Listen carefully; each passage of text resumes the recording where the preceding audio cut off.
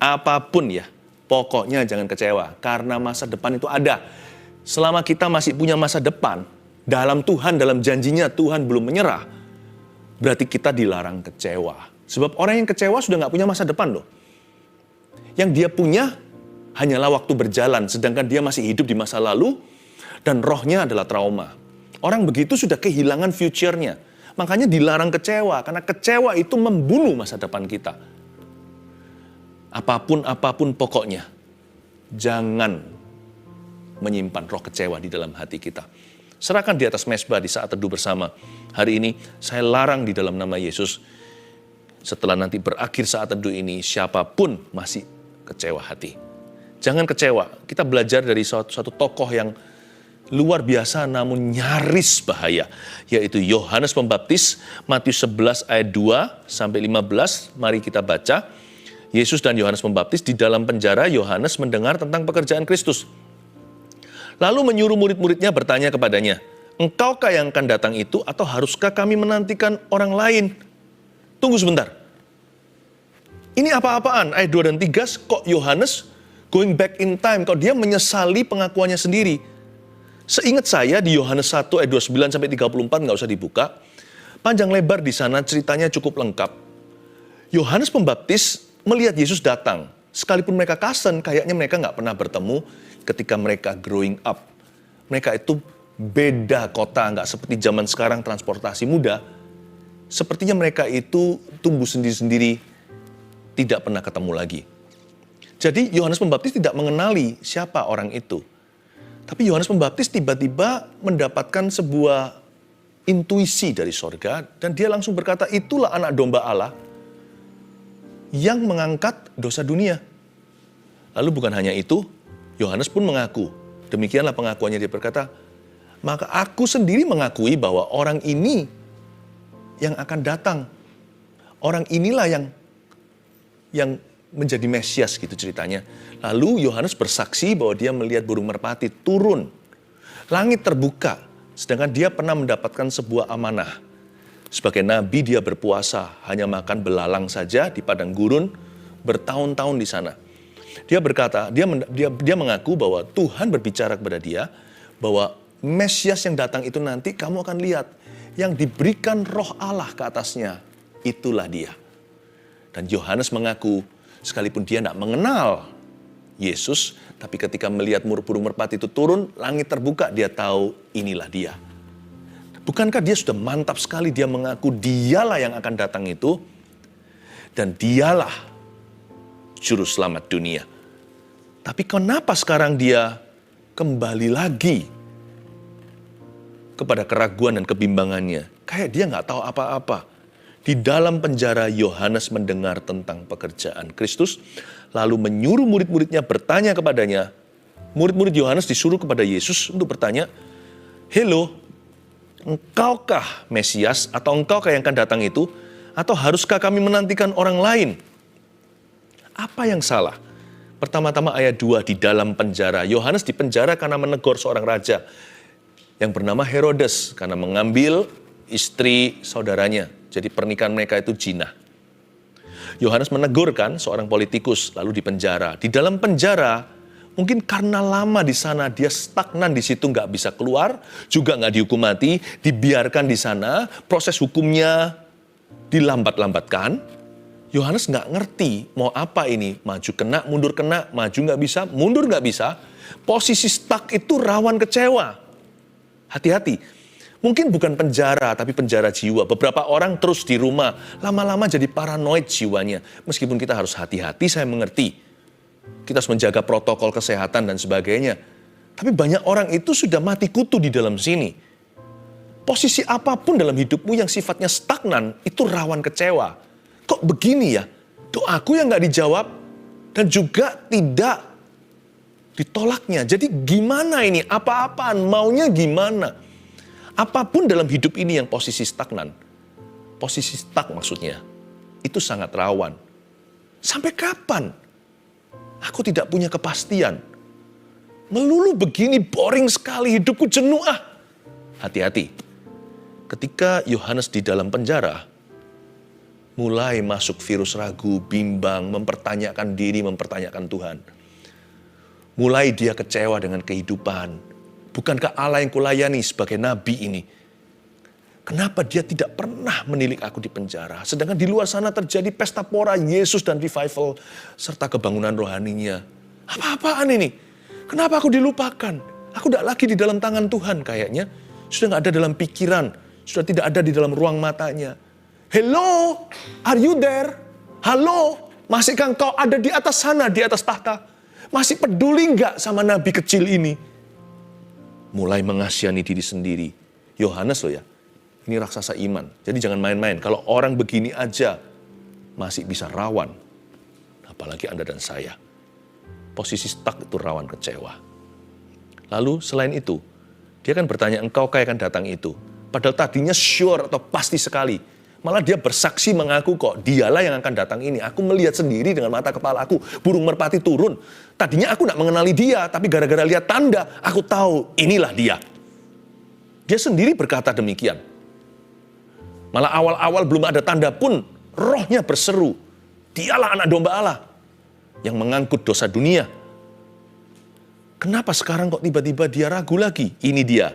Ayat 3, lalu menyuruh murid-muridnya bertanya kepadanya, engkaukah yang akan datang itu? Atau haruskah kami menantikan orang lain? Ini alasannya pelin-pelan. Engkaukah yang akan datang itu? Ekspektasi yang salah juga rawan kecewa loh. Maksudnya apa? Yohanes itu orang Yahudi. Meskipun dia nabi, tapi waktu kecilnya kan dia di masyarakat. Sebelum dia di padang gurun, padang belantara, dia kan juga pernah jadi anak mama papanya. Ingat ya, mamanya Elisabeth, papanya Zakaria. Papanya seorang imam. Jadi imam betul, seorang pendeta. Jadi dia mengerti Mesias itu apa. Mungkin dari kecil dia diajari Taurat. Papanya cerita Mesias yang akan datang bagaimana. Ada beberapa hal yang luput dari sasaran. Banyak orang belum mengerti nanti Mesias itu seperti apa karena Yesus belum datang. Jadi orang Yahudi yang dijajah bangsa Romawi punya ekspektasi bahwa nanti Mesias itu bentuknya juru selamat politik. Mereka nggak bisa nangkep penuh maksud ilahi. Bahwa Mesias yang dimaksudkan itu membebaskan kita dari dosa dan maut. Jadi harapan Yohanes juga adalah Yesus by now sekarang ini. Dia begitu populer, harusnya mulai revolusi. Harusnya mulai membebaskan bangsa pilihan, tidak lagi menjadi bangsa jajahan, bebas dari kontrol Romawi. Kok sampai sekarang Yesus belum beraksi? Apa-apaan ini? Jadi setengahnya emasnya tidak sepenuhnya murni. Dalam hati ada ekspektasi duniawi. Kalau Tuhan cinta sama saya, kenapa saya tidak kasih uang? Kenapa saya nggak keluar dari hutang? Kenapa kok nggak selesai masalahku? Apakah Yesus itu pembantumu dan pembantuku? Andai kata kita mati dalam hutang piutang kita, saya tidak doakan ya. Saya tidak berharap, saya percaya mujizat Tuhan. So what? Asal hutang dosa kita itu dihapusnya. Apakah Tuhan itu berjanji memangnya harus memberi semua yang kita mau? Kalau kita nggak sembuh gimana? Saya percaya kesembuhan ilahi. Jangan salah mengerti. Tapi Tuhan itu adalah Tuhanmu. Dia bukan dokter praktek yang kau bayari. Dia bukan apoteker kita. Dan dia juga bukan Santa Claus, bukan pesugihan. Kenapa dia harus memberikan apa yang kau mau? Ekspektasi kita itu setengahnya itu masih duniawi. Yohanes agak sedikit kecewa. Kok Yesus belum bebaskan dari tangan Romawi? Mesias politiknya loh. Engkaukah yang akan datang itu? Are you the one to come? Atau kami harus menunggu orang lain lagi? Ada embel-embelnya yang belum dicatat di sini. Tapi saya mengerti kok maksudnya. Kenapa sampai sekarang dikau belum beraksi? Yesus menjawab mereka. Pergilah dan katakanlah kepada Yohanes apa yang kamu dengar dan kamu lihat. Harapannya bebas Romawi, ayat 5, orang buta melihat, orang lumpuh berjalan, orang kusta menjadi tahir, orang tuli mendengar, orang mati dibangkitkan, dan kepada orang miskin diberitakan kabar baik. Dan berbahagialah orang yang tidak menjadi kecewa dan menolak aku. Ini kan sindiran halus dari Tuhan. Beritahu sama gurumu, tapi karena itu gurunya, Yesus harus jaga etika. Tuhan Yesus sebaliknya tidak menyebut itu Yohanes Pembaptis. Yohanes Pembaptis juga lebih tua dari Tuhan Yesus. Usianya loh, Elisabeth hamil dulu, baru setelah itu Maria kan. Mereka pernah bertemu, tinggal bareng 3 bulan. Waktu Maria datang melonjak Yohanes Pembaptis di dalam perut mamanya. Ketika bayi Yesus dikandung dalam rahim Maria itu tiba di depan pintunya. Persis ya, setelah itu bertahun-tahun kemudian waktu ketemu lagi, Yohanes juga melonjak dan berkata, itulah anak domba Allah. Dari kecil memang batin mereka sudah dirajut bersama sebagai nabi mempersiapkan jalan dan Mesias. Tuhan Yesus itu sangat jaga etis. Dia tidak menyebut beritahu gurumu. Dia berkata berbahagialah orang yang tidak menjadi kecewa dan menolak aku sebagai pesan untuk luas. Sebagai sebuah universal message. Dia tidak menyindir siapa-siapa. Tapi ini juga pesan untuk Yohanes, sang nabi besar itu yang disebut memiliki roh Elia. Dan berbahagialah orang yang tidak menjadi kecewa dan menolak aku. Dengan kata lain, tolong juga sampaikan gurumu. Berarti Yohanes Pembaptis hampir menjadi kecewa. Atau mungkin sudah. Tapi belum menolak Allah. Hampir-hampir saja. Yohanes murtad, saya nggak berani ngomong sejauh itu. Tapi Yohanes sudah kecewa. Sudah ada benih minimal. Tapi belum sampai menolak Tuhan. Untung Tuhan intervensi. Dan Tuhan berkata, beritahu kepada Yohanes apa yang kamu dengar dan kamu lihat. Orang buta melihat, orang lumpuh berjalan, orang kusta tahir, orang tuli mendengar, mati pun dibangkitkan. Catat beberapa poin sederhana. Kenapa jangan kecewa? Nomor 1 dari ayat yang kita baca, ayat 4. Yesus menjawab mereka, pergilah dan katakanlah kepada Yohanes, apa yang kamu dengar dan kamu lihat. Pertama, kenapa jangan kecewa? Sebab orang yang kecewa tidak akan melihat pekerjaan Allah. Orang yang kecewa tidak akan melihat pekerjaan Tuhan. Entah luput melulu alias nggak jodoh. Jadi kecewa itu, kalau kita kecewa hati, kita nggak akan jodoh sama karya-karya Tuhan berikutnya. Kok bisa ya? Ketika Allah melawat, orang itu nggak di situ. Kenapa? Dia kecewa, nggak mau lagi ke gereja. Tiba-tiba terjadi lawatan Allah. Aneh ya? Orang itu kecewa dan dia sudah kepahitan. Lalu setelah itu memutuskan untuk tidak lagi menghadiri pertemuan. Kok bisa pas di pertemuan itu? Nubuatan-nubuatan diberikan. Demikian pula hikmat dan marifat. Tuhan masih berbicara dengan cara demikian. Lewat karunia-karunia. Yang penting, tujuan akhirnya adalah Yesus dimuliakan. Tapi orang itu nggak di sana. Entah luput. Atau kadang-kadang, kok bisa ya? Penyertaan Tuhan di sebelah kanan, orang itu jalan di lane kiri. Nanti waktu orang itu pindah kanan, penyertaan Tuhan di kiri. Nggak pernah. Jodoh nggak pernah ketemu. Karena roh kecewa itu tidak bisa berjalan bersama-sama dengan Roh Kudus. Daging tidak bisa sinkron dengan roh. Barang siapa hidup dalam daging, dia tidak akan menggenapi keinginan roh. Sebaliknya, jikalau dengan kuasa roh kau mematikan perbuatan daging, kamu akan hidup. Kadang-kadang luputnya juga bukan karena kesengajaan. Tapi ada juga orang-orang yang sengaja luput. Diberitahu Tuhan sedang bekerja, aku nggak mau gitu-gituan. Dulu aku anak Tuhan. Ada orang yang luput, tapi ada orang yang sengaja meluputkan diri dari pekerjaan Allah. Dia semakin menjauh seperti Firaun, hatinya membatu. Orang yang kecewa, tambah hari tambah keras. Dan dia lihat Tuhan bekerja pun dia tidak terjamah. Dia melihat Tuhan berbuat sesuatu yang hebat pun dia tidak mengaguminya. Dia kelihatan orang lain diubah, yang lain ditolong, saya juga. Dia tidak berkata demikian, dia berkata so what gitulah. So what gitulah. Dia sudah tidak haus dan lapar. Entah luput, entah disengaja. Orang kecewa tak akan pernah mengalami pekerjaan Tuhan lagi. Sayang sekali. Untungnya Yohanes tidak sampai terlambat. Ayat 6 sekali lagi, dan berbahagialah orang yang tidak menjadi kecewa dan menolak aku. Berbahagia. Jadi orang kalau nggak kecewa itu bahagia. Dengan kata lain, orang kalau nggak kecewa, itu semakin indah. Jadikan aku indah yang kau pandang mulia, seturut karyamu di dalam hidupku. Ajarku berharap hanya kepadamu, taat dan setia kepadamu Tuhan. Orang yang tidak kecewa apalagi menolak Tuhan disebut berbahagia. Berarti orang itu tambah bagus, semakin indah, makin mantap betul. Jadi saya kasih poin kedua, kenapa jangan kecewa? Orang yang kecewa akan berubah. Hati-hati ya.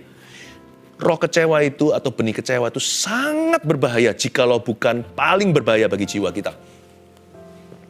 Dosa yang paling membuat kita guilty apa? Dosa percabulan. Karena setelah orang jatuh, pornografi, masturbasi contohnya.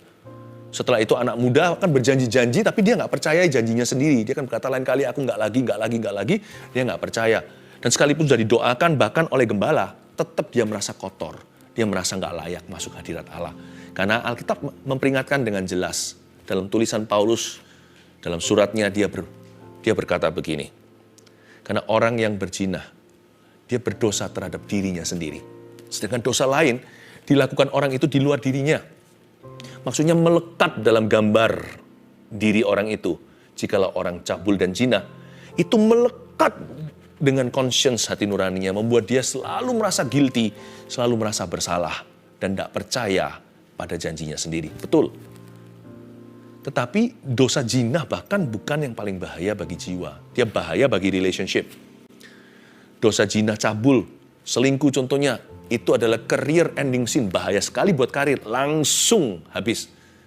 Kalau presiden pun langsung impeachment. Itu pernah terjadi di dunia ini. Apalagi hamba Tuhan. Dan juga segala profesi. Sama juga. Biasanya yang paling menghancurkan karir adalah dosa zina. Tapi saya mau kasih Anda satu peringatan. Bagi kita semua maksudnya. Tapi dosa yang paling mengubah orang itu. Dari orang baik jadi orang jahat. Dari orang yang loyal jadi orang yang mengkhianati. Seperti Yudas Iskariot. Tahu nggak apa yang mengubah dia? Siapa bilang dia jahat dari awalnya? Enggak. Yudas nggak jahat dari permulaan. Di tengah jalan ekspektasi nggak kesampaian. Dia ingin Tuhan Yesus membebaskan, seperti Yohanes Pembaptis, membebaskan bangsa Israel dari orang Roma. Yudas memang serakah, tapi nggak sampai tega menjual Yesus begitu. Buktinya dia bunuh diri karena menyesali. Tapi membuat dia jadi nekat, jadi orang yang tidak berpikir lagi karena dia kecewanya sudah tidak tertahankan. Orang kecewa itu bisa berubah dari baik jadi jahat, dari loyal jadi pengkhianat. Anda akan terkejut. Orang yang mengeluh-elukanmu akan menyalibkanmu dan berkata salibkan dia karena kecewa. Orang yang kecewa itu akan berubah. Kalau dosa yang membuat kita paling menyesal, itu dosa zina contohnya. Dosa yang mengubah personality atau kepribadian seseorang. Bukan sampai penyesalan, adalah dosa kecewa. Adalah roh kecewa maksud saya. Adalah kecewa hati. Karena lebih mudah untuk menyelamatkan orang berdosa daripada menyelamatkan sahabat yang kecewa. Mending kita selamatkan orang yang bersalah daripada kita mencoba berbaikan dengan orang yang sudah kecewa sama kita. Hati-hati ya. Kalau Anda melihat suami Anda sudah kecewa sama Tuhan ceritanya. Padahal Tuhan itu begitu baik sempurna, mau dikecewai apanya? Emangnya Tuhan utang sama kita itu utang apa? Tuhan nggak utang Tuhan nggak utang apa-apa pada siapa-siapa. Tapi, jikalau ada seorang memang dia nggak fair sih, itu nggak masuk akal, dia kecewa sama Tuhan, hati-hati. Kalau dia kecewa sama Tuhan, laki-laki itu, sebentar lagi mungkin gampang buat dia menghalalkan dosa-dosa yang lain. Kecewa itu kelihatannya kecil, tapi gara-gara itu Kain membunuh Habil. Kecewa itu kelihatannya mini. Tapi Anda biarkan itu sel kanker yang ganas. Seorang istri yang kecewa, siap-siap hal-hal lain yang tidak terduga. Anak Tuhan, orang Kristen yang kecewa sama orang lain. Kayaknya dia kecewa sama orang lain. Tapi nanti lihat ya, hancur hubungannya yang lain. Orang yang pernah kecewa sama papanya, nanti lihat. Ternyata dia akan abuse, akan melecehkan anaknya. Aneh ya kecewa itu. Dia bisa mengubah orang baik menjadi serigala. Hati-hati, dia hampir mengubah seorang nabi besar. Kalau orang ini nggak kebal, apalagi Anda dan saya. Sebesar apa Yohanes Pembaptis? Mari kita baca ayat 7. Setelah murid-murid Yohanes pergi, mulailah Yesus berbicara kepada orang banyak itu tentang Yohanes. Untuk apa kamu pergi ke padang gurun, melihat bulu yang digoyangkan angin kian kemari? Atau untuk apakah kamu pergi, melihat orang yang berpakaian halus? Orang yang berpakaian halus itu tempatnya di istana raja. Jadi untuk apa kamu pergi melihat nabi? Benar, dan aku berkata kepadamu, bahkan lebih daripada nabi. Yohanes itu lebih daripada nabi. Yesus tidak menghina Yohanes sekalipun Yohanes sudah kecewa. Yesus sangat menjunjung tinggi hambanya ini. Dan saya senang sekali lewat ayat ini ada sedikit tambahan pewahyuan buat kita. Gak usah bela diri, gak usah coba jelaskan kanan kiri. Percaya nggak? Tidak ada alasan untuk kita kecewa sama manusia. Mengapa? Karena asal hati kita benar di depan Tuhan. Tuhan yang bersaksi untuk kita. Buktinya di ayat 7, Yesus berbicara kepada orang banyak itu tentang Yohanes. Yesus yang bersaksi tentang hambanya. Yesus yang bersaksi tentang orang benar ini. Tentang anak Tuhan ini. Yesus yang bersaksi tentang hamba Tuhan ini. Yesus yang bersaksi tentang nabi ini. Jangan takutlah. Jangan kecewa sama manusia. Nanti cepat lambat, paling lama di akhirat, Tuhan pasti bersaksi. Ketika di hadapan semua orang, Anda diwisuda. Asal hati Anda benar dan berkenan di hadapan Tuhan. Ketika Tuhan berkata, masuklah dalam sukacita Bapakku, hamba yang kukenan.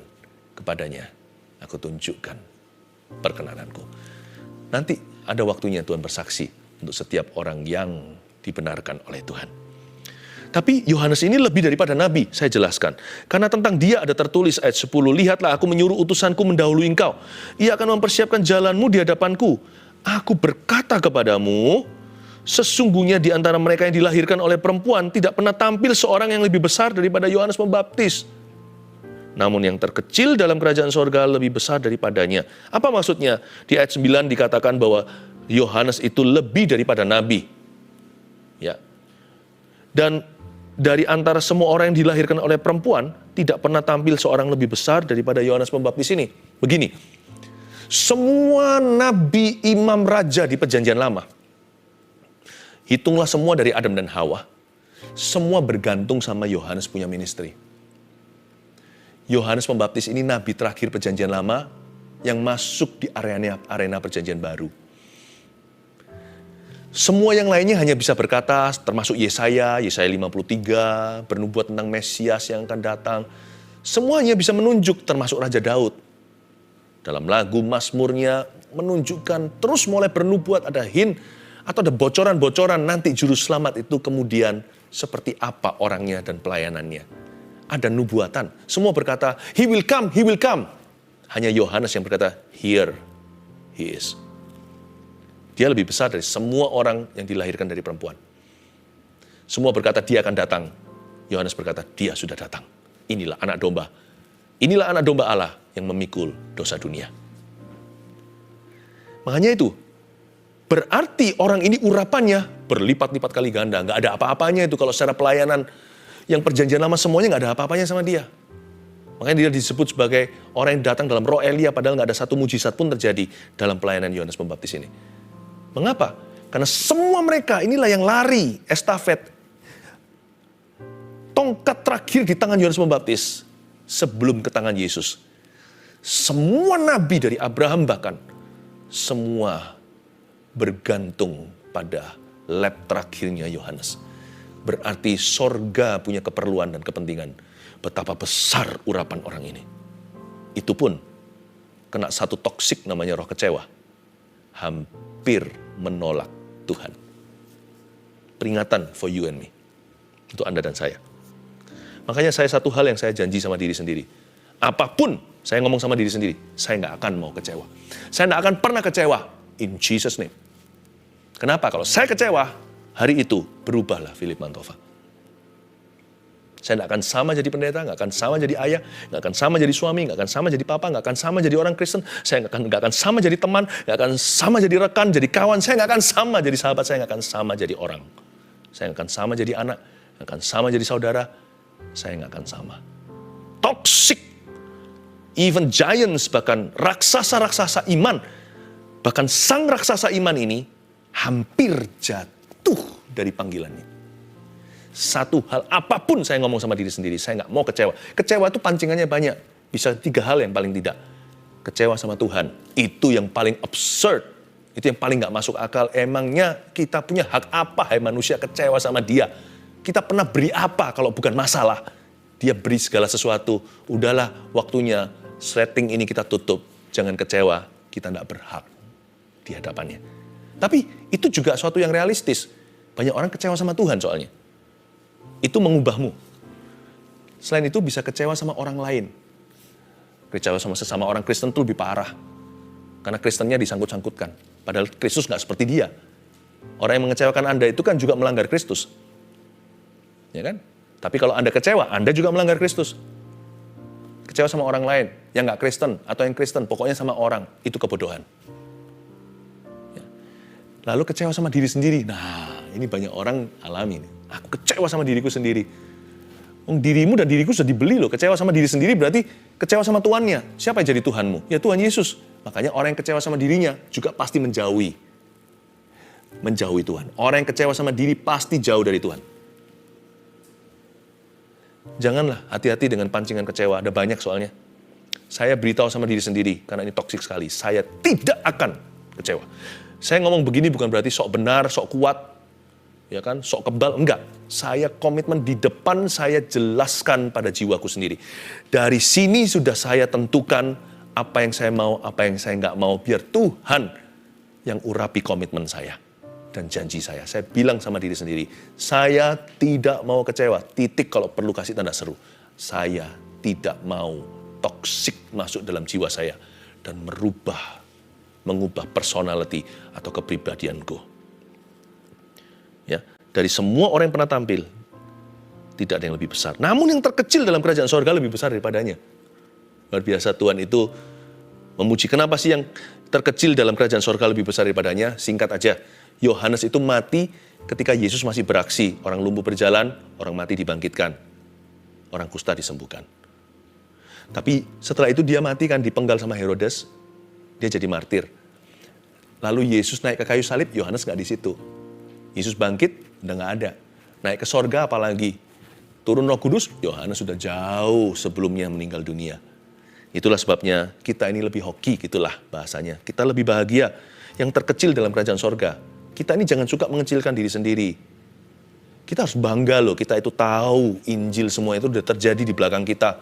Sekalipun 2000 tahun lalu, Roh Kudus jamah kita tahu itu untuk kita. Kita punya Alkitab di tangan kita. Kita tahu yang Yohanes nggak tahu semasa dia ada di dunia. Kita alami yang dia nggak bisa alami. Karena itu sebesar-besar Yohanes sebagai nabi terakhir perjanjian lama, anak Tuhan perjanjian baru itu lebih besar dari dia. Karena kita tahu Yesus mati. Tiap Jumat Agung kita rayakan kematiannya. Paskah kita rayakan kebangkitan. Yohanes tidak punya kesempatan dan tidak punya hak istimewa yang Anda miliki itu. Sejak tampilnya Yohanes Pembaptis hingga sekarang, ayat 12, kerajaan sorga diserong dan orang yang menyerongnya mencoba menguasainya. Sebab semua nabi dan kitab Taurat bernubuat hingga tampilnya Yohanes. Dan jika kamu mau menerimanya, ialah Elia yang akan datang itu. Ayat 12, saya jelaskan. Sejak tampilnya Yohanes Pembaptis hingga sekarang, kerajaan sorga diserong dan orang yang menyerongnya mencoba menguasainya. Dalam bahasa Inggrisnya itu, kerajaan sorga itu suffers violence and the violent shall possess it. Kerajaan sorga itu diserbu orang-orang yang tekadnya bulat. Begitulah bahasanya. Dan orang yang bertekad bulat, yang berani lawan arus perasaannya, termasuk melawan arus dunia, yang bisa masuk ke dalamnya dan berjalan langgeng sampai ujungnya. Memang kita harus lawan arus feeling ini yang seringkali menggoda, menipu, dan menghasut kita untuk jauh. Sebab kerajaan sorga itu tidak mudah, diberi cuma-cuma, tapi untuk kita masuk ke dalamnya, jangan harap kanan kirimu membantu. Jangan harap sekelilingmu itu akan mendorongmu, mendukungmu. Ayo kenal Kristus, doa di depan umum aja susah. Semua mata melihat apa-apaan tuh. Lebih banyak antikristus di udara daripada orang-orang yang mendukungmu. Ayolah kenal Tuhan. Lebih banyak orang yang menghasutmu. Ayo kita berdosa. Jadi kalau kita mau masuk kerajaan sorga, mau berjalan langgeng, mau berjalan dengan mapan, mau berjalan dengan mantap sampai ke ujungnya, kita harus menyerongnya. Karena itu kecewa hanya membuat parah. Nomor 3, mending terus berusaha daripada kecewa. Itulah sebabnya saya nggak mau kecewa. Mending saya pakai usaha untuk menyerong itu, jeripaya maksudnya, tekad bulat. berkorban bayar harga kalau perlu, lebih baik untuk sesuatu yang ada ujungnya. Kecewa itu hampa ujungnya. Sama-sama hard labor, sama-sama jeripaya. Daripada saya jeripaya menjaring angin, lebih baik saya jeripaya untuk dapat roti. Kecewa tidak berakhir roti. Kecewa berakhir jatuh. Tapi iman berakhir roti. Pengharapan tidak mengecewakan. Mending terus berusaha saya daripada kecewa. Dan orang yang kecewa biasanya adalah sebuah tanda pada orang itu tidak cukup desperado. Tidak cukup desperate, tidak cukup inginkan hal itu. Contoh, kalau anak saya lapar, saya nggak punya apa-apa zaman perang itu, saya nggak akan malu pergi ke orang yang punya roti, saya minta roti. Ya kan? Apalagi kalau seorang ibu, seorang mama, kalau diusir, ditendang bahkan, saya nggak akan malu. Saya nggak akan kecewa, minta roti, nggak dikasih, atau dibuang di tanah karena menghina. Saya nggak akan berkata, pahit aku sama kamu. Nggak. Karena saya ingin roti itu untuk anakku yang kelaparan sebentar lagi mati. Saya akan ambil remah-remahnya. Saya tidak akan kecewa sama orang itu. Fokus saya ke rotinya. Saya akan pakai usaha untuk dapatkan sesuatu yang berguna. Orang yang kecewa tanda bahwa dia nggak cukup serius dengan Tuhan. Dan orang yang kecewa tanda bahwa dia tidak desperate enough. Tidak cukup menginginkan itu. Apapun juga yang Tuhan telah janjikan. Mending saya pakai kekecewaan saya. Mending saya pakai hal-hal yang mengecewakan saya untuk memotivasi saya maju. Jeripayanya sama, keringatnya juga sama kok. Jadi, itu yang dimaksud kerajaan sorga diserong dan orang yang menyerongnya mencoba menguasainya. Mending terus berusaha daripada kecewa. Dan jika kamu mau menerimanya, ayat 14, ialah Elia yang akan datang itu. Siapa bertelinga, hendaklah ia mendengar. Amin. Saya belum ada waktu untuk menjelaskan bagaimana Elia sendiri juga kecewa dan dalam bahaya. Yohanes Pembaptis dan Elia ada kesamaan dalam cerita. Tapi Tuhan itu baik. Tuhan itu baik kepada hamba-hambanya. Masing-masing punya akhir sendiri dari Tuhan. Yang pasti kita jangan mengakhiri hidup kita dengan kecewa hati. Mari serahkan di atas mezbah. Kita bawa ke hadapan Kristus. Jangan kecewa 1, 2, 3. Orang yang kecewa tidak akan melihat pekerjaan Allah. Orang yang kecewa akan berubah. Mending terus berusaha daripada kecewa. Catat itu, hidupi. Dan Tuhan akan menyertai perjalananmu. Praise the Lord. Kasih Tuhan memulihkan. Kasih Tuhan memperbarui. Kasih Tuhan mau mengampuni. Kasih Tuhan mengubah segalanya. Kasih Tuhan memulihkan. Kasih Tuhan memperbarui. Kasih Tuhan mau mengampuni. Kasih Tuhan mengubah segalanya. Letakkan tangan di dada seperti ini. Ikuti saya sekalimat demi sekalimat untuk berdoa. Saya percaya kalimat hikmat ini ada kuasa untuk memerdekakan. Pertama-tama, ikuti saya katakan, Tuhan Yesus, terima kasih untuk segala sesuatu. Aku tidak punya hak untuk mengeluh. Tuhan, aku tidak mau kecewa sama Tuhan. Sebab Tuhan tidak berhutang sama aku. Ampuni mereka, dan saya jadikan pelajaran hidup. Agar saya lebih hati-hati dan bijaksana. Tuhan Yesus, saya tidak mau kecewa sama diri sendiri. Saya tidak mau menghukum orang yang masih belajar. Tuhan pun tidak menghukum saya. Aku mau terima diriku seperti Engkau menerima diriku. Sembuhkan aku Tuhan, pulihkan aku. Dalam nama Yesus. Kasih Tuhan memulihkan. Kasih Tuhan memperbarui. Kasih Tuhan mau mengampuni. Kasih Tuhan mengubah segalanya. Kasih Tuhan mengubah segalanya. Kasih Tuhan mengubah segalanya. Kasih Tuhan mengubah segalanya. Live chat dari tadi sudah buka dan terus berjalan semua kebutuhan. Mari kita dengan plong hati aja datang ke Tuhan. Gak usah ada tuduhan, gak usah ada perasaan gimana sungkan sama Tuhan. Beritahu aja, saya kok yakin miracle after miracle, mujizat-mujizat akan terjadi dengan mudahnya here and there di mana-mana. Ulurkan tanganmu ke depan. Mari kita berdoa di dalam nama Yesus. Tuhan, dengarkan umat-Mu yang secara polos saja datang ke Tuhan dan percaya bahwa mujizat masih terjadi dan hari ini adalah hari mereka. Hamba berdoa di dalam nama Yesus. Yang sakit Tuhan, I speak healing in Jesus name. Yang sakit dengarkan, kuasa kesembuhan dikirim dari sini. Di dalam nama Yesus ke dalam tubuhmu, balsam Gilead, yaitu bilur Kalvari, Sang Juru Selamat saat ini juga mengirimkan ke tubuh dan badan Anda yang menderita. Terimalah keajaiban dari tangan yang berlubang paku di dalam nama Yesus. Setiap keadaan yang mencekik, yang stagnan, tempat stuck itu, kami saat ini perintahkan tempat itu terbuka pintu.